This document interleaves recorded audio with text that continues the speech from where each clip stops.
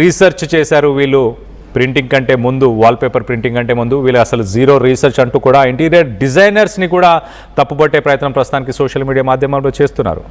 మరొక పక్కన ఇటు అల్లు ఫ్యామిలీకి డిఫెన్స్గా వాళ్ళని డిఫెండ్ చేస్తూ కొంతమంది ఆర్గ్యూ చేస్తున్నారు. ఇటు డిఫెండర్స్ ఏమని ఆర్గ్యూ చేస్తున్నారు, అదొక ప్రైవేట్ ఓన్డ్ మల్టీప్లెక్స్. ఆ వాల్ మీద అల్లు అర్జున్కి సంబంధించిన పర్సనల్ ఫేవరెట్స్ ఉన్నారనుకోవచ్చు.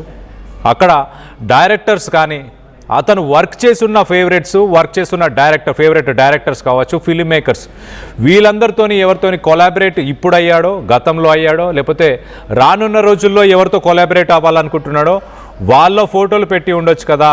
ఇది ఒక ప్రైవేట్ మల్టీప్లెక్స్ కదా, ప్రైవేట్ ఓన్డ్ మల్టీప్లెక్స్ కదా అంటూ కూడా తన పర్సనల్ చాయిస్ అంటూ కూడా కొంతమంది డిఫెండ్ చేసుకొచ్చే ప్రయత్నం చేస్తున్నారు.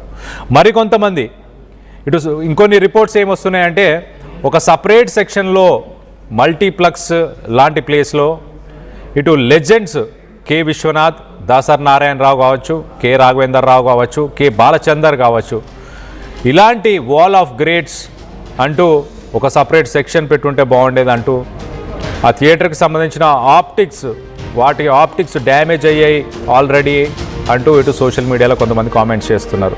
సో ఎనీవేస్, అల్లు సినిమాస్ ప్రస్తుతానికి చాలా గ్రాండియర్గా లాంచ్ చేసిన తర్వాత ఇప్పుడు ప్రస్తుతానికి ఒక కాంట్రవర్సీలో అయితే ఇరుక్కుంది.